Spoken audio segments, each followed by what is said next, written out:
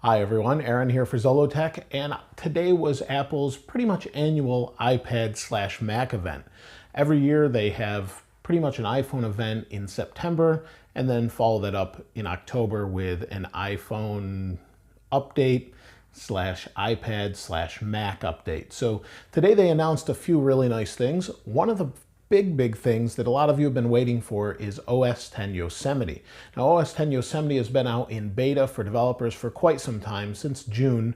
It's also been out for public beta a little bit after that, and I've been using it since probably about the third beta.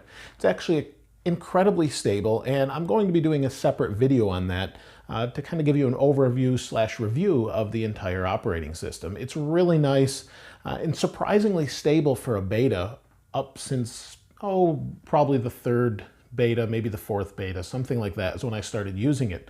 And it was stable with the exception of one thing for me, which was in Final Cut Pro 10.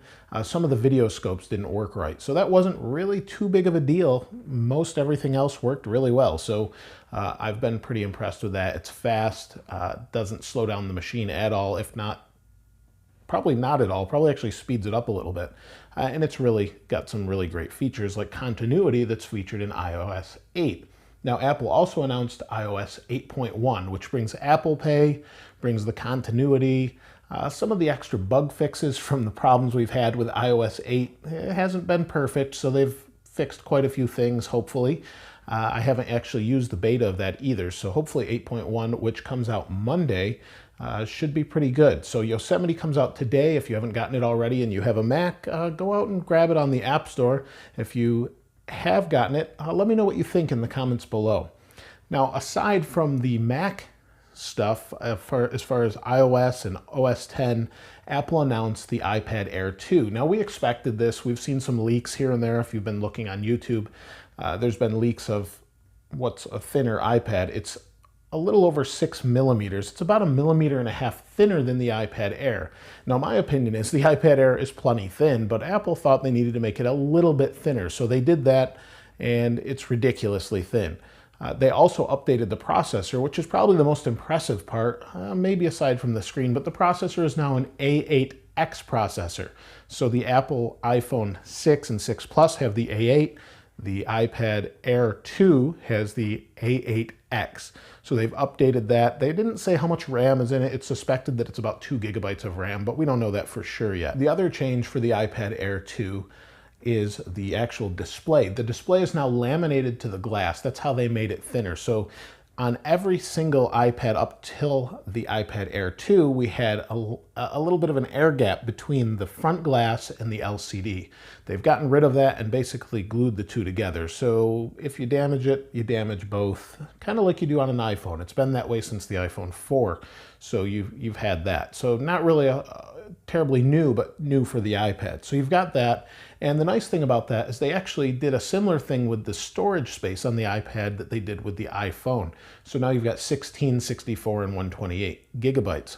They've also kept the prices lower for the iPad. So if you had an iPad Air, for example, like I do, and you wanted 64 gigabytes, well, that was 3 steps up. There were 4 options. So you had to go 16, 32, then 64. So $500, $600, $700, not including an additional for LTE. So you would spend that. Now it's just 5, 6, 7, and you've got 16, 64, and 128. Now they also updated the iPad mini. They've gotten rid of the iPad mini with Retina name and instead named it iPad mini 2, which is the first Retina display, and iPad mini 3. And the iPad mini 3 is the Retina display iPad mini, but with the updated A7 processor. And one thing I forgot to mention is both of the new iPads have Touch ID. So really not too much of an update for the iPad mini 3, other than Touch ID and the A7 processor. You get the big power in the iPad Air 2. Apple didn't update the MacBook line at all, but they updated the iMac. So with the iMac, they kept the same thin form factor. It's still the 5 millimeters thinness on the edge that kind of balloons out towards the back, but they've now added a Retina display on the front, a 5K Retina display that's actually got a ridiculous resolution of 5120 by 2880. So it's a really huge resolution. They also have some new chips they've put in there and some new technologies they've used. And it's definitely worth checking out their little video on how they did that. It's incredibly nice. It is incredibly expensive because of that display though. Your average 4K displays is $2,000 to $7,000 depending what you've got. The 27-inch iMac with Retina starts at $2,500 or $2,499. And from there you can bring it up to 4 gigahertz quad-core i7, so you can get pretty expensive with it. But all the people that have seen the display have said it's the best looking display ever.